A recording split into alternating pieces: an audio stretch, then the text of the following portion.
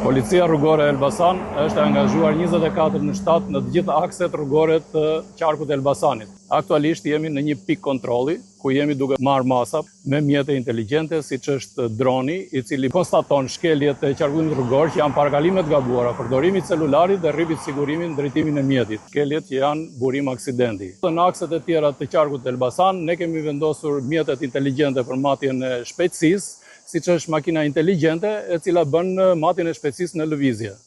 Gjithashtu dhe kemi radarin statik të vendosur në rrugët rurale dhe ato që përbëjnë pika rreziku për burim aksidentesh. Ne jemi duke punuar dhe në qytet me shkeljet, parkimet të gabuara, qëndrimi mjetit trotuar, si dhe marrja e masave në vijët e kalimit këmbësorëve, ku mjetet që nuk japin përparësi.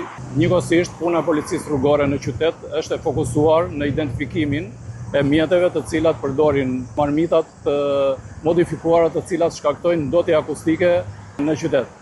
Gjithashtu, puna e policisë është e fokusuar dhe tek mjete të cilat përdorin targa të vjedhura. Në përfundim, këto mjete mund të përdoren dhe për ngjarje kriminale, prandaj ne jemi të fokusuar 24 në 7 për të identifikuar çdo mjet që përbën këto shkelje të qarkullimit rrugor. Por jemi dhe duke identifikuar të gjithë drejtuesit e mjeteve të cilët përdorin pije alkolike në drejtimin e mjetit dhe në gjendje të dehur. Gjithashtu dhe mjetet të cilat përdorin xhamat e rrësuar, që përbëjnë rrezik në qarkullim për drejtuesin e mjetit dhe për qytetarët të cilët janë në qarkullim të lirë.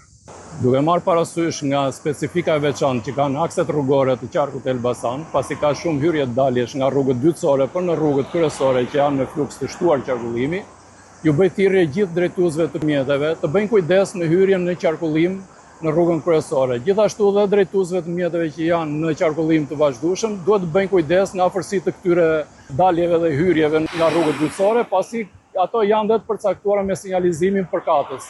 Pasi ky kujdes nga të dyja palët do të çojë në një siguri më të madhe rrugore për të gjithë drejtuesve të mjeteve.